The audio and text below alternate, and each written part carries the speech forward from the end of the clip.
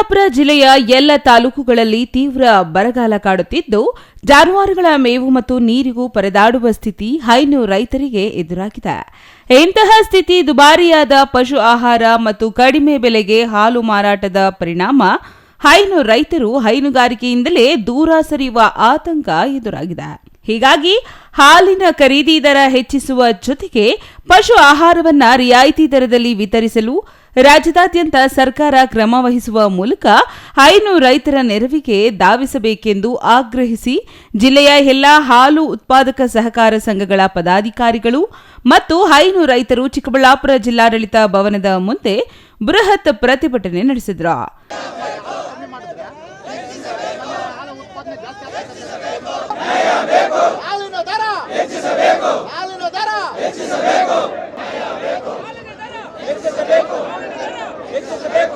ಇನ್ನು ಜಿಲ್ಲೆಯ 8 ತಾಲೂಕುಗಳ 1,000ಕ್ಕೂ ಹೆಚ್ಚು ಹಾಲು ಉತ್ಪಾದಕ ಸಹಕಾರ ಸಂಘಗಳ ಜನಪ್ರತಿನಿಧಿಗಳು ಮತ್ತು ಹೈನು ರೈತರು ಭಾಗವಹಿಸಿದ್ದ ಈ ಪ್ರತಿಭಟನೆಯಲ್ಲಿ ನೂರಾರು ಮಂದಿ ಭಾಗವಹಿಸಿದ್ರು. ಈ ವೇಳೆ ಮಾತನಾಡಿದ ಚೀಮೂಲ್ ಅಧ್ಯಕ್ಷ ಮಂಜುನಾಥ ರೆಡ್ಡಿ, ಪ್ರಸ್ತುತ ದಿನಬಳಕೆ ವಸ್ತುಗಳ ಬೆಲೆ ದಿನೇ ದಿನೇ ಬೆಲೆ ಹೆಚ್ಚಳವಾಗುತ್ತಿದೆ. ಹಾಲು ಬೆಲೆ ಮಾತ್ರ ಹೆಚ್ಚಳವಾಗುತ್ತಿಲ್ಲ. ಪೆಟ್ರೋಲ್, ಡೀಸೆಲ್ ಬೆಲೆ ಪದೇ ಪದೇ ಹೆಚ್ಚಳವಾಗುತ್ತಿದೆ. ಅದರ ಆಧಾರದ ಮೇಲೆ ಇತರೆ ವಸ್ತುಗಳ ಬೆಲೆ ಹೆಚ್ಚಳ ಮಾಡುತ್ತಿದೆ. ಆದರೆ ಹಾಲಿನ ಬೆಲೆ ಮಾತ್ರ ಹೆಚ್ಚಳವಿಲ್ಲ. ಹಾಗಾಗಿ ಪ್ರತಿ ಲೀಟರ್ ಹಾಲಿಗೆ ಕನಿಷ್ಠ 15 ರೂಪಾಯಿ ಖರೀದಿ ಬೆಲೆ ಹೆಚ್ಚಳ ಮಾಡಲು ಒತ್ತಾಯಿಸಿ ಪ್ರತಿಭಟನೆ ನಡೆಸುತ್ತಿರುವುದಾಗಿ ಹೇಳಿದರು.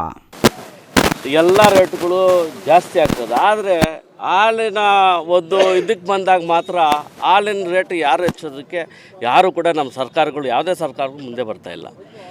ಈ ಹಾಲನ್ನ ನಾವು ಶೋಷಣೆ ಮಾಡ್ತಾ ಇದ್ದಾರೆ ಅಂತ ತಪ್ಪಾಗಲಿದೆ. ಯಾಕಂದರೆ ಇವಾಗ ಪೆಟ್ರೋಲು ಡೀಸೆಲ್ ದರ 10 ರೂಪಾಯಿ 15 ರೂಪಾಯಿ ಆದಾಗ ಆಟೋಮೆಟಿಕ್ಕಾಗಿ ನಾವು ಅದರ ಆಧಾರದ ಮೇಲೆ ಇರೋದು. ಇವತ್ತು ಹಾಲಿನ ಶೇಖರಣೆಯಿಂದ ಮಾರಾಟ ತನಕ ಕೂಡ ನಾವು ಒಂದು ಆಧಾರದ ಮೇಲೆ ಡೀಸೆಲ್ಲು, ಪೆಟ್ರೋಕೆಮ್ ನಮ್ಮ ಕಚ್ಚಾ ವಸ್ತುಗಳು ಕೂಡ ಇವತ್ತು 25ರಿಂದ 30% ಜಾಸ್ತಿ ಆಗಿದೆ.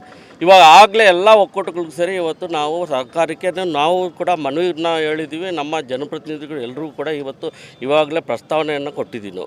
ನಮಗೆ ಒಂದು 10ರಿಂದ 15 ರೂಪಾಯಿ ಮಾರಾಟ ಬೆಲೆ, ನಮಗೇನು ಮಾರಾಟ ಬೆಲೆ ಹೆಚ್ಚಿಗೆ ಮಾಡಿದಾಗ ಅದು ರೈತರು ನೇರವಾಗಿ ರೈತರಿಗೆ ಹೋಗುತ್ತೆ.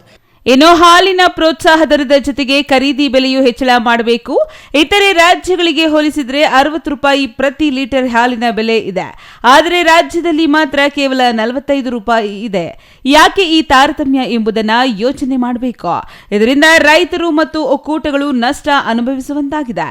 1,500 ಕ್ವಿಂಟಾಲ್ ಮೇವಿನ ಬೀಜ ರೈತರಿಗೆ 50% ರಿಯಾಯಿತಿ ದರದಲ್ಲಿ ವಿತರಣೆ ಮಾಡಲಾಗುತ್ತಿದೆ. ಪ್ರಕೃತಿ ವಿಕೋಪದ ಪರಿಣಾಮ ರೈತರು ಸಂಕಷ್ಟಕ್ಕೆ ಸಿಲುಕಿದ್ದಾರೆ. ಇದನ್ನು ತಪ್ಪಿಸಲು ಸರ್ಕಾರದ ರೈತರ ನೆರವಿಗೆ ಬರಬೇಕು. ಮಾರಾಟ ದರ ಹೆಚ್ಚಳ ಮಾಡದೆ ರೈತರಿಗೆ ನೀಡಲು ಸಾಧ್ಯವಿಲ್ಲ. ಹಾಗಾಗಿ ಸರ್ಕಾರ ಕೂಡಲೇ ಇತ್ತ ಗಮನ ಹರಿಸಿ ಹಾಲಿನ ಖರೀದಿ ದರ ಹೆಚ್ಚಿಸಲು ಕ್ರಮ ಜರುಗಿಸಬೇಕೆಂದು ಅವರು ಒತ್ತಾಯಿಸಿದರು. ಮಾರಾಟ ಬೆಲೆ ನಾವು 35, 45, 46 ರೂಪಾಯಿ ಅಂತ ಇಟ್ಟಾಗ ಅದನ್ನು ನಾವು ರೈತರಿಗೆ ಯಾವ ಥರ ಕೊಡಬೇಕು ಅಂತ ನಿಮ್ಗೆ ಎಲ್ರಿಗೂ ಗೊತ್ತಿದೆ. ಆದ್ದರಿಂದ ನಾವೆಲ್ರಿಗೂ ಕೂಡ ಇವತ್ತು ಸರ್ಕಾರಕ್ಕೆ ಬೇಡಿಕೆ ಕೊಡ್ತಾ ಇರೋದು, ಬೇಡಿಕೆ ಇಟ್ಟಿರೋದು ಹಾಲಿನ ಮಾರಾಟ ದರ ನಮಗೆ ಪ್ರೋತ್ಸಾಹಧನ ಜೊತೆಗೆ ಹಾಲಿನ ಮಾರಾಟ ಕೂಡ ದರ ಕೂಡ ನಾವು ಹೆಚ್ಚಿಸಬೇಕಾದ ಪರಿಸ್ಥಿತಿ ಅನಿವಾರ್ಯತೆ ಇವತ್ತು ನಿರ್ಮಾಣ ಆಗಿದೆ. ಇವತ್ತು ಬೇರೆ ರಾಜ್ಯಗಳು ಕಂಪೇರ್ ಮಾಡಿದಾಗ 60 ರೂಪಾಯಿ ಕಮ್ಮಿ ಯಾವುದು ಕೂಡ ರಾಜ್ಯದಲ್ಲಿ ಮಾರಾಟ ಬೆಲೆ ಇಲ್ಲ. ಆದರೆ ನಮ್ಮ ಕರ್ನಾಟಕದಲ್ಲಿ ಮಾತ್ರ 46 ರೂಪಾಯಿ. ಯಾಕೆ ಒಂದು ನಿರ್ದಿಷ್ಟವಾದ ನಮ್ಮ ಕಂಟ್ರೋಲ್ ಮಾಡ್ತಾ ಇದ್ದೀರಾ ನಮ್ಮ ಒಕ್ಕೂಟಗಳನ್ನು? ನಾನು ಸರ್ಕಾರಕ್ಕೆ ಮನವಿಯನ್ನು, ಒಂದು ಪ್ರಾರ್ಥನೆಯನ್ನು ನಿಮ್ಮ ಮುಖಾಂತರ ನಾನು ಹೇಳೋಕ್ಕೆ ಇಷ್ಟಪಡ್ತಾ ಇದ್ದೀನಿ. ಯಾಕಂದರೆ ಇವತ್ತು ಎಲ್ಲ ಬೆಳೆಗಳು ಕೂಡ ಇವತ್ತು ಗೊಬ್ಬರ ಆಗಿರ್ಬೋದು, ಬೀಜ ಆಗಿರ್ಬೋದು, ಅದರದ್ದೇ ಆದ ಒಂದು ವರ್ಷಕ್ಕೆ ಏನು ಜಾಸ್ತಿನೇ ಆಗ್ತಾನೇ ಇದೆ. ಕಡಿಮೆ ಅಂತೂ ಅವತ್ತು ಹೋಗ್ತಾ ಇಲ್ಲ. ಹಾಲಿನ ಮಾರಾಟ ದರದಲ್ಲಿ ಮಾತ್ರ ಇವತ್ತು ಕೂಡ 3 ವರ್ಷದಿಂದ ಹಂಗೆ ಇದ್ದಾರೆ. ಆದ್ದರಿಂದ ನಮಗೆ ನಷ್ಟ ಒಕ್ಕೂಟಗಳಿಗೂ ಆಗ್ತಾಯಿದೆ. ಅದರಿಂದ ಒಕ್ಕೂಟಗಳಿಗಿಂತ ರೈತರು ಭಾಳ ನಷ್ಟ ಅನುಭವಿಸ್ತಾ ಇದ್ದಾರೆ ಅಂತ ಹೇಳೋಕ್ಕೆ ಇಷ್ಟಪಡ್ತೀನಿ. ಇನ್ನು ಚೀಮೂಲ್ ನಿರ್ದೇಶಕ KV ನಾಗರಾಜ್ ಮಾತನಾಡಿ, ಜಿಲ್ಲೆಯ ಎಲ್ಲ ತಾಲೂಕುಗಳ 1,000 ಸಹಕಾರ ಸಂಘಗಳಿಂದ ಜನಪ್ರತಿನಿಧಿಗಳು ಮತ್ತು ಹೈನು ರೈತರಿಂದ ಇಂದು ಜಿಲ್ಲಾಧಿಕಾರಿಗಳ ಕಚೇರಿ ಎದುರು ಪ್ರತಿಭಟನೆ ನಡೆಸಿ ಜಿಲ್ಲಾಧಿಕಾರಿಗಳಿಗೆ ಮನವಿ ಸಲ್ಲಿಸಲಾಗಿದೆ. ಜಿಲ್ಲೆ ಬರಕ್ಕೆ ತುತ್ತಾಗಿದೆ. ಕಳೆದ 1 ವರ್ಷದಿಂದ ಮಳೆಯಾಗಿಲ್ಲ.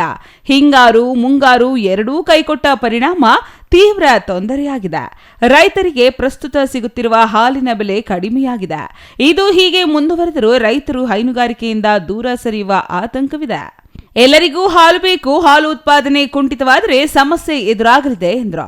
ಇನ್ನು ಒಂದು ಹಸು ನಿರ್ವಹಣೆ ಮಾಡಬೇಕಾದ್ರೆ ತೀವ್ರ ಶ್ರಮ ಇದೆ. ಇಂತಹ ಶ್ರಮಕ್ಕೆ ಪ್ರಸ್ತುತ ಸರ್ಕಾರ ನೀಡುತ್ತಿರುವ ಬೆಲೆ ಸಾಲದು.